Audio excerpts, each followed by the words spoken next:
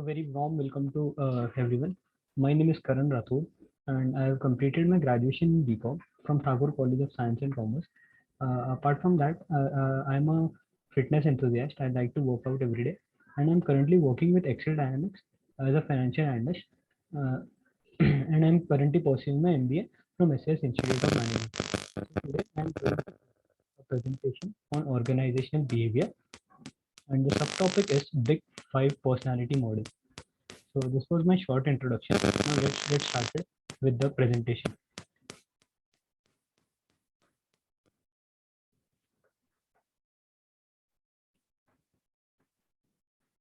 Introduction. So personality research has generated a variety of different theories. There are many theories that are used for personality test, but the most widely accepted is the Big Five Personality Trait Model. The Big Five Personality Trait Model breaks down personality into five components. That is agreeableness, consciousness, extraversion, openness, and stress tolerance. It aims to understand the fundamentals of personality, which is essential in social interactions with others, especially workplace behavior. This is mostly used in all the personality tests during interviews to know the personality, that how the person is on this five factors, that is uh, agreeableness, consciousness, extraversion, openness, and stress tolerance. So the personality traits are based on the five models.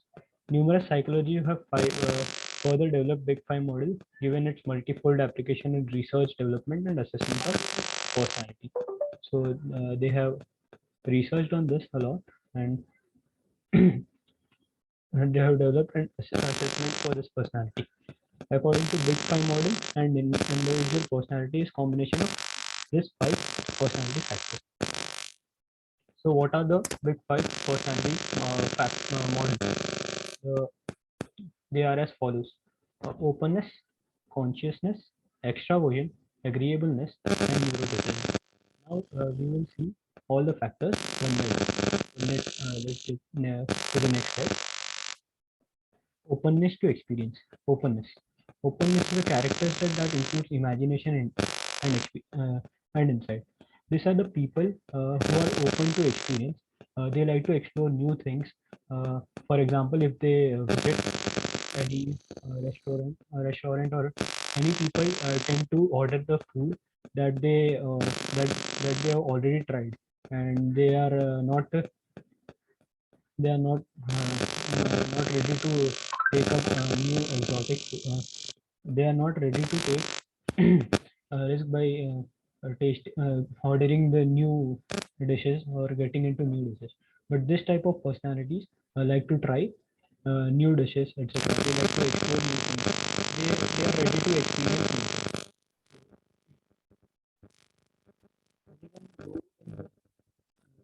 Anyone though anyone though in the more traditional approaches. So, who is not open to experience new things, is viewed as traditional approach to life, and they struggle when it comes to problem solving. This type of personalities who have openness to experience can solve the problems, as they can get outside of comfort zone of knowledge, and they can get the things done. Right? Now let's move to the next factor, that is consciousness. Consciousness is how consciously you take the decision. Right? How conscious the person is. They are very thoughtful. They have good control on their decisions. They are goal directed. They are organized and structured approach, and often found within people who work in science and high retail finance, where they have the attention to detail. Like they do their work with uh, uh, each and every attention, and very consciously. Like, they are highly conscious person and will regularly plan ahead and analyze their own behavior.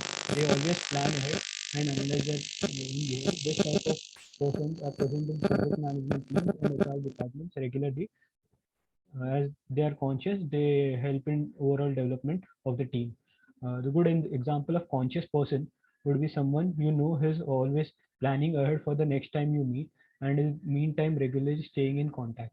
So they are always prepared, and they have always planned what to do, when to do, and how to do, and they work with all consciousness. They do not procrastinate. The people who are less conscious procrastinate a lot and on important tasks and fail to complete tasks. They do not procrastinate. They have already planned well before, and they they execute their work very uh, according to their planned ways and get it done. Okay. Now the third factor is extraversion. So extraversion is how uh, extraversion is a trait where someone who gets energized in the company of others. They get indulged with people. They get indulged with people very easily. They are very talkative, assertive, and they have high amount of emotional experiences and have made extroverted people widely recognizable for many years of social interaction.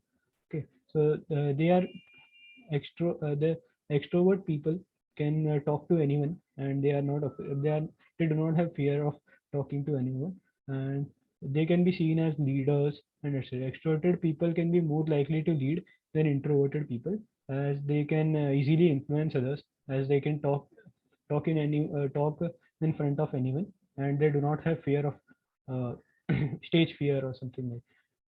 So they can lead properly. So the more the extrovert people are, they can get their work done, as they can ask anything to anyone, and they can get their work done. That's it. So now let's move to the next factor, that is agreeableness.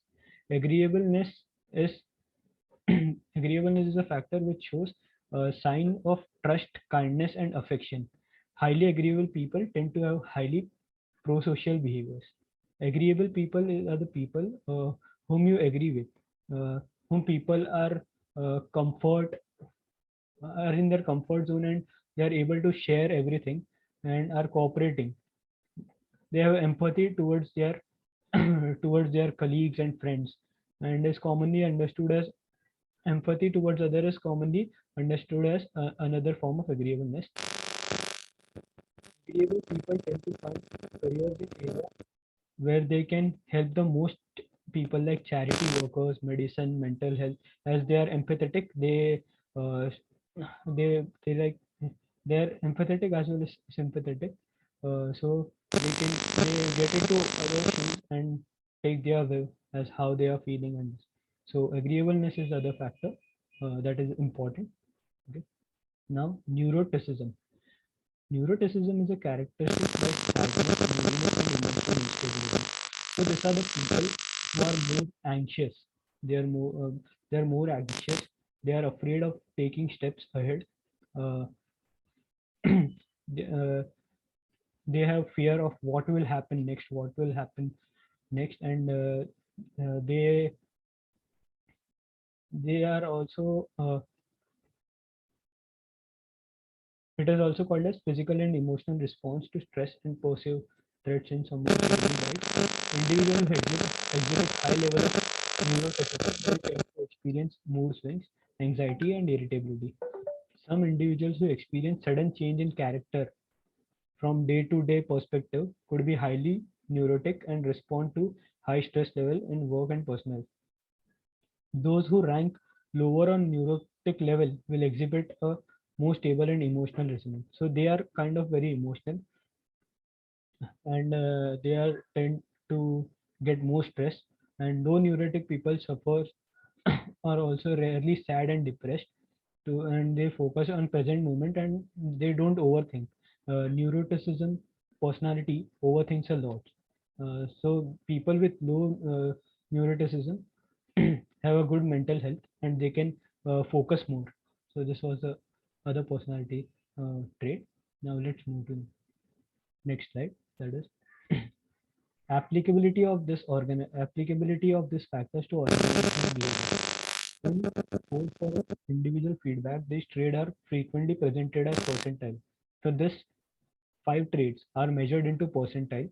And for example, a consciousness rating in 80th percentile indicates a relatively strong sense of responsibility and order. As conscious people work with focus and they have already planned their things. So the percentile, more percentile and consciousness will show that they are good at taking responsibility, and they are good at following orders. Okay. And, whereas extraversion rating in fifth percentile indicates that exceptional need for solitude and you. So they are like they can talk to anyone, etc. So these people can work into sales, marketing. They can interact with people. So this is the applicability. Employees are sometimes tested on big five personality trait in collaborative situation to determine what personality trait they can add to their group dynamic. So employees, whenever there is a recruitment or something, at that time also personality tests are taken. So these personality tests are based on this five behaviors. Okay. Understanding its people is as important to company. Right? Understanding its operational and processes. Understanding what personality components drive behavior to subordinates is highly informational data. So after gathering information by adding this all the factors, by evaluating all the factors of evaluating an individual on these factors, we get to know their personality, and we can get to know where this person can work properly, and we can we can recruit the required employees wherever is needed. Like if he is an extrovert, he can work into sales and marketing. If he is he has a high level of consciousness, he can work into finance department or other departments that require attention to detail, like HR department, project management team, etc. Behavioral outcomes. And now, what is the outcomes of this behavior? Relationships. In marriage, where one partner scores lower than other and on agreeableness, stability, and openness, there is likely to be a martial dissatisfaction. So agreeableness is some agreeableness personality. Agreeableness personality is a personality uh, where people can share anything. So if in relationship, if two people have high level of agreeableness, they can share anything to each other, and if they start trusting each other, it would be good, right? So the outcome would be good. Now on health, neuroticism seems to be a risk factor for many health problems, including depression, diabetes, asthma. As they are very stressed, they are prone to those diseases like depression, diabetes, asthma. People high are particularly vulnerable to mood disorders such as depression. Low agreeableness has also been linked to higher chances of health problems.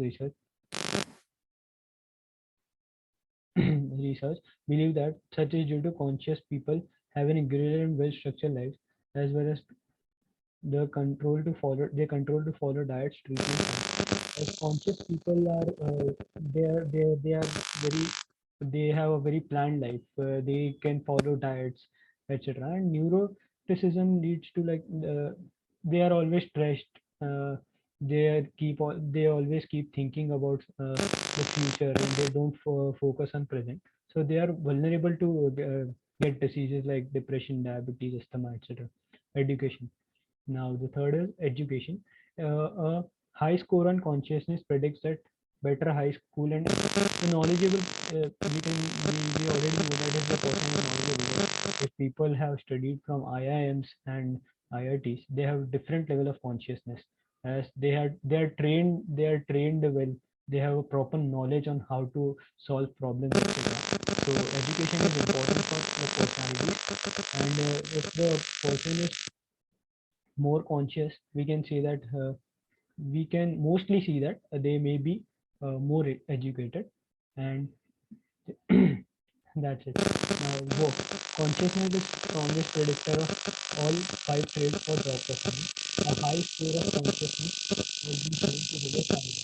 So, the more the conscious the people, they can perform very well. Okay. Now, let's move to the next slide. Limitations of Big Five. Now, these are the limitations of Big Five. Big Five was developed to organize personality traits rather than a comprehensive theory of personality. Okay. Therefore, it is more descriptive than explanatory. and does not fully account for differences between individuals. So this can differ from individual to individual. This may not work on every individual. Sometimes we are not in a good mood and we may give a bit different answers. This may lead to a wrong analytics of what personality is.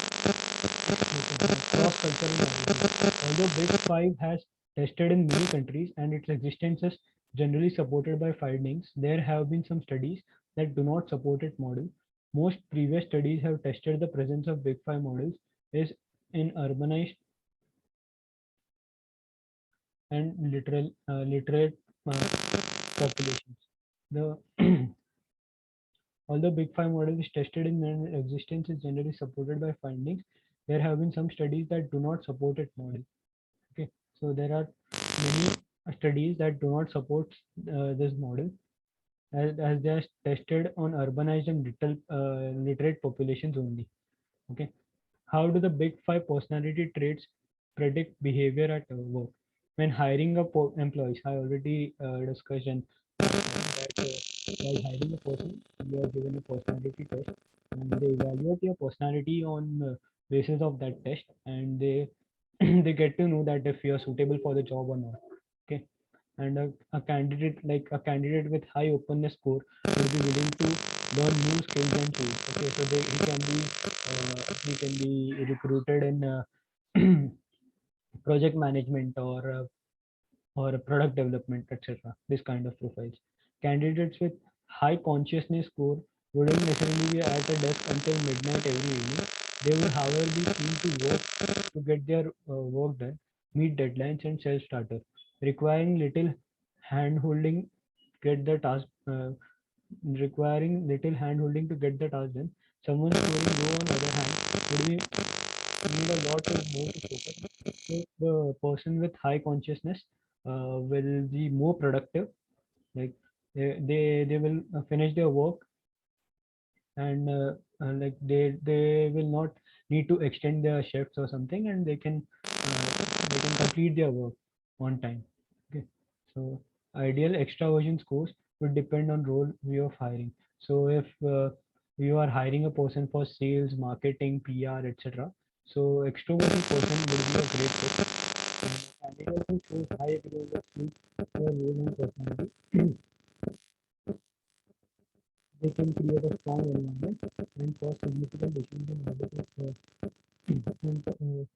and, they can create a good environment and they can solve problems of others, like there will be no conflict among them, etc. They can be recruited in HR department or something to solve problems, etc.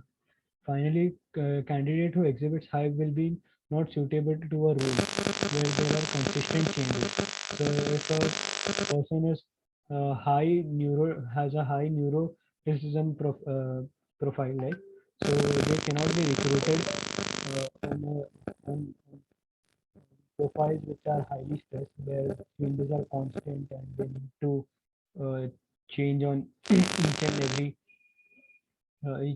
and every day, and the task keeps on changing. That would not be suitable for them. Okay, so this was this is the personality traits to how to predict behavior to how to predict the behavior at work. How are the traits measures? Traditional of five Traditionally, a big five personality test is taken with a questionnaire and a choice response.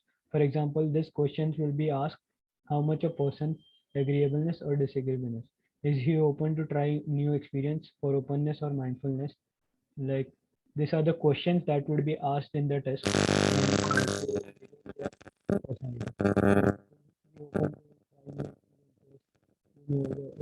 Openness to experience. Is he always thinking about others? So this comes in consciousness. Is he the center of attention at the party for extroversion? Is he trusting? Is people trust them? So this can be considered as agreeableness factor. Then is he anxious about the future all the time? So this can be measured through neurotypical or negative emotionality, etc. So these are the questions. If you have given interview in some of the big companies or any of the companies, mostly they take this personality test to measure measure a personality. Conclusion. This module provides a basic overview to the assessment of personality. It discusses objective personality tests based on both self-report and informant trading, projective and implicit test. It describes the basic feature of each method as well as reviewing the strength, weakness, and overall validity of each of them. So here we can conclude that personality test is very important. So we can get to know the person very well, that how is he conscious, is extrovert, and we can recruit people and we can deal with people accordingly. We can take decisions accordingly at how the person is. Okay. So thank you. This was my presentation.